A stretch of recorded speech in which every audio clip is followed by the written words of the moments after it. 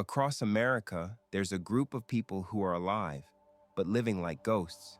They've served their time, they've walked out of prison gates, but what waits for them on the other side isn't freedom.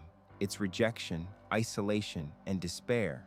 I'm talking about registered sex offenders, and today we need to face an uncomfortable truth. Their mental health is collapsing, and if we don't talk about it, if we keep pretending they're not human, the consequences won't just be theirs. They'll ripple through families, communities, and generations. When most people get released from prison, there's at least the hope of starting over. But for someone on the registry, that door is almost always locked. Housing, denied. Jobs, denied.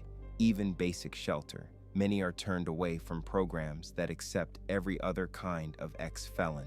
And think about the toll that takes on a mind. Imagine finishing a sentence, believing you paid your debt to society, only to discover that society will never forgive you, never let you back in. That hopelessness eats at a person day after day. It's not just punishment, it's a life sentence without bars. Let's be real, depression, anxiety, addiction, even suicide.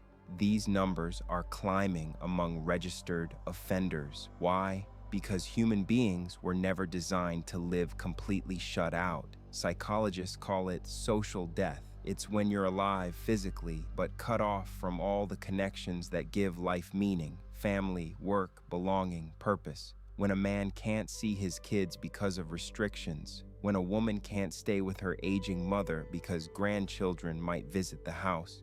When you can't even get a job to buy groceries no matter how hard you try. That does something to the mind. It convinces you, I am worthless, I am unredeemable, I don't matter.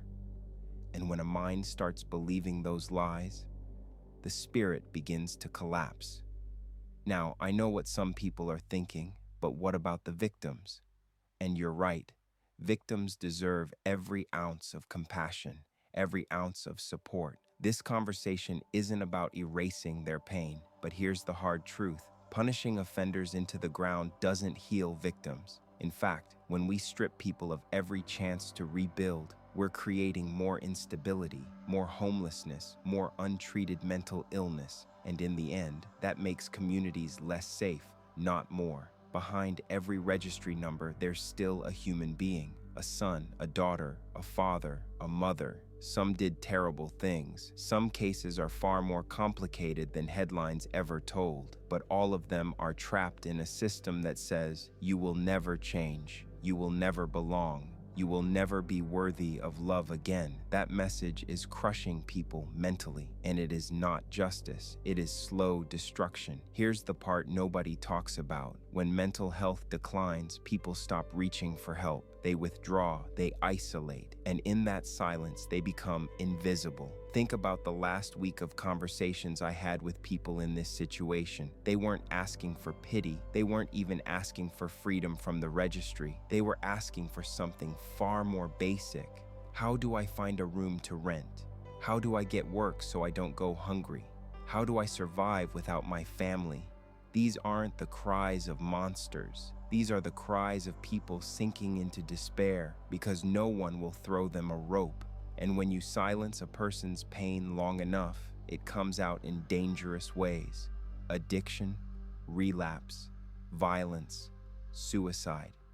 This isn't me defending the crime.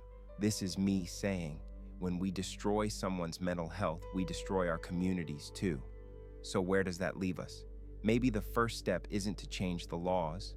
Maybe the first step is simply to see, to look past the label and recognize this is a human being in mental and emotional crisis. We talk about second chances in America. We talk about forgiveness in our faiths. But when it comes to this group, those words get thrown out the window. What if we chose differently? What if we stopped asking, how do we punish them harder? And started asking, how do we stop this mental health crisis before it becomes another tragedy? Let me leave you with this. You don't have to like them. You don't have to excuse them. But if we believe in healing, if we believe in redemption, if we believe in mental health for all, then we cannot afford to keep ignoring this reality. This is Modern Day Leper, and if this message hit you, whether it made you uncomfortable, whether it opened your eyes, or whether it gave you hope, I need you to share it. Comment your thoughts below. Let's have the conversation. Most people are too afraid to start